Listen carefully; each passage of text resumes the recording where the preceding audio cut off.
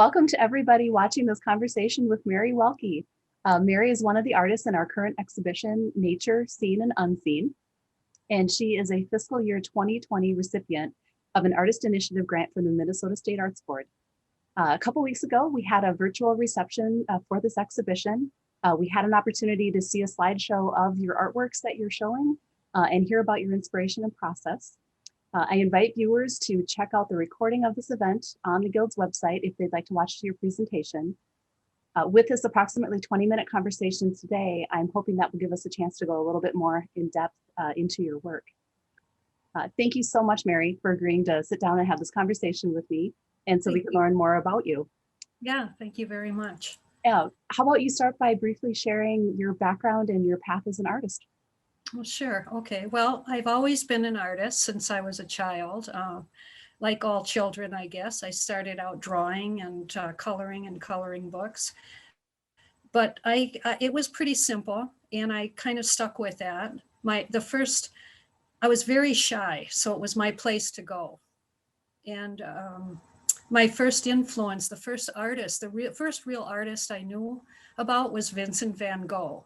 And I was in grade school at the time, and we had a book in school about Vincent van Gogh, and I got it right away. I just got it. I loved the texture, I loved the colors, and I understood his work. And I think that's sort of what launched it for me. Sure. And I continued to do that work, my artwork at school, and I got praise for it. Later on, out of high school, I went into a vocational technical institute and studied graphics so I could make a living in the arts.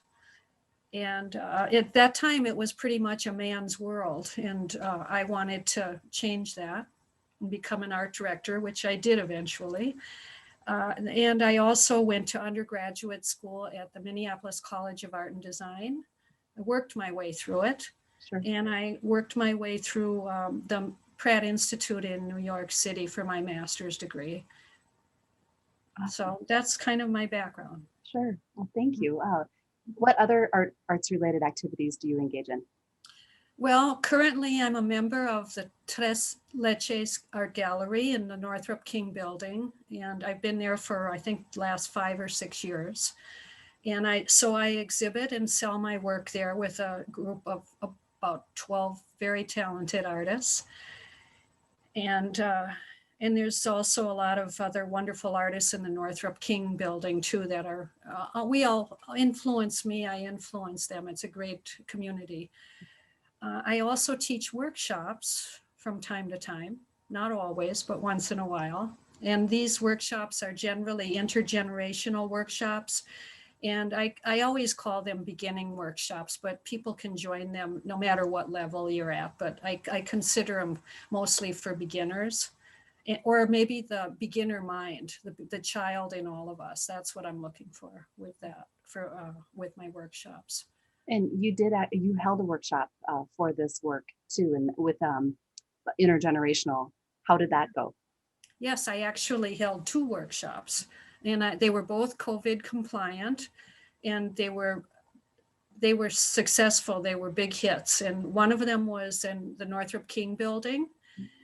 And I had a small group of students, and we were socially distanced and wore masks and had ventilation and everything. But it was a lot of fun. The one in Northrop King was really fun. Everyone left with a wonderful piece of artwork. We had students in there from ages 8, I would say, to some maybe in the 70s. Right. Oh, and then I had a second one at the Faribault Paradise Center for the Arts in Faribault, Minnesota.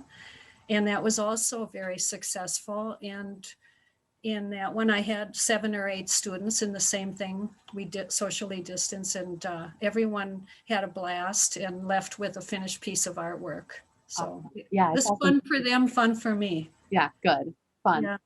Yeah. At the virtual reception, you shared some of the concepts behind this current body of work. Mm-hmm. How have your previous experiences or working in other art media influenced this particular body of work? Well, I'd have to say that everything I do influences my art. Maybe that's true for all artists, but my life experiences really influence it, and people I meet, conversations I have. And, I guess this is a good moment to point out that this particular project, first learned about the controlled burns, the prescribed burns from my son, who mentioned them to me, and I didn't know anything about them. But later, I also, when I did my first painting about a controlled burn that I did from my head, based on what my son told me, I hung it in the gallery, and I was just stunned by the amount of people that came up to me and talked to me about their experiences on the farm or what they knew about controlled burns. And I was just amazed, and they taught me. I mean, throughout this entire year, I thought I was going to be teaching other people things, and what it turned out to be is people have been teaching me things. And other experiences have come into it. So conversations with people, that's a big part of it.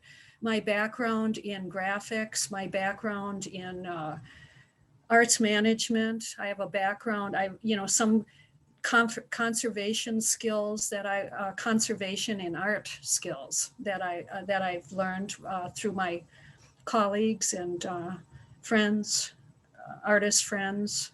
Everything seems to influence me. And the other thing is I'm a curious person. Sure. So Well, I want to play around with things. I like to play. So that definitely comes through with your experimental pieces. I love you had to really figure out and just dive right in and figure out how to apply that organic material onto your canvases. oh And yeah. that sense of playfulness and experimentation really comes through. And Yeah, yeah, I'm still trying to figure that out. And the torch too, learning how to do the torch. And I mean, I look forward to get back to that torch. yeah, fun. What has kept you motivated during creating this body of work? Um, I think my curiosity, my excitement about not knowing what's going to happen, I had freedom to fail and to try different things. If it weren't for this grant, I wouldn't have that sense of calmness about spending the money and being able to fail with the work and explore so much. And also the people I met along the way, including some of my students in my workshops, have given me tips and said, hey, have you seen this? Do you know about that? And just all the contacts I have stirred up my curiosity. And it all goes into the hopper. It's all become a part of it. Sure. It's been a delightful experience. And it definitely comes through. So Thank you. what are you already working on something? What are you interested in tackling next? Well, I'm still, I've been thinking about that since we had the virtual opening. And, I just sort of skimmed the surface with a lot of these things. And, I ran into challenges that as I mentioned to you offline, I had a challenge about doing torch work on the large canvases. It's not easy to take them outside to torch on a 5-foot canvas in the middle of winter. Right. So I'm looking forward to nicer weather when it warms up, to be able to take more canvas outside and explore the torching more. I'm learning better techniques about how to apply the ash and some of my materials. And I had time to do a lot of these experiments, but what I didn't have the time to do is to pull it all together in some of the bigger pieces. Maybe not necessarily 5 feet, but larger. Mm-hmm. And I'd like to continue working on that and resolve some of those challenges I ran into. Sure. But the other thing I was thinking is, and I don't know if I'll do this, but I'm thinking water next. Okay. The fire, the soil, and the water Sure. Oh, seems to make sense as part of my nature projects. Yeah. So Cool. Fun. New things on the horizon. Is there anything else that you'd like to share with viewers? I think what I'd like to make some thank you. I'd like to thank people, and I'd like to thank the Minnesota State Arts Board for this generous grant that has supported me for the past year and made all this possible. I'm extremely honored to receive this grant. I'd like to thank the Northfield Arts Guild for doing a bang up of a job in this exhibition and hosting it for me and Ann Reinerson and Julie Faulkner. And I'd like to thank you, Heather, for your tireless devotion and work to this project. It's been just smashing. Thank you. It's been my pleasure. Yeah, and I'd like to thank Dave Legvold, the commercial restorative farmer in Northfield, Minnesota, who so graciously spent hours with me, taking me around his farm and teaching me about his land and water and why he does things the way he does. It was really an honor. I talked to Luke Peterson out by Madison, Minnesota area, and he's another restorative farmer who spent some time on the phone with me.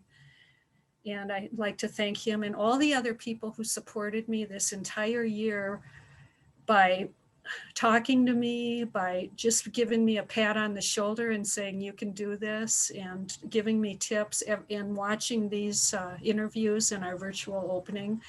I'm just really honored for all of it. Thank you to everybody. Thanks, Mary. I want to invite people to come see, you still have a chance to come see all of these works in person through February 6th. So it's the Nature Seen and Unseen exhibition. In addition to in person, if you're not able to come, we do have a virtual tour of the show, and you'll also see an exhibition catalog of the show on the Guild's website, northfieldartsguild.org. Thank you so much, Mary, for being here today and for sharing a bit more about your work. Thank you very much. Thank you.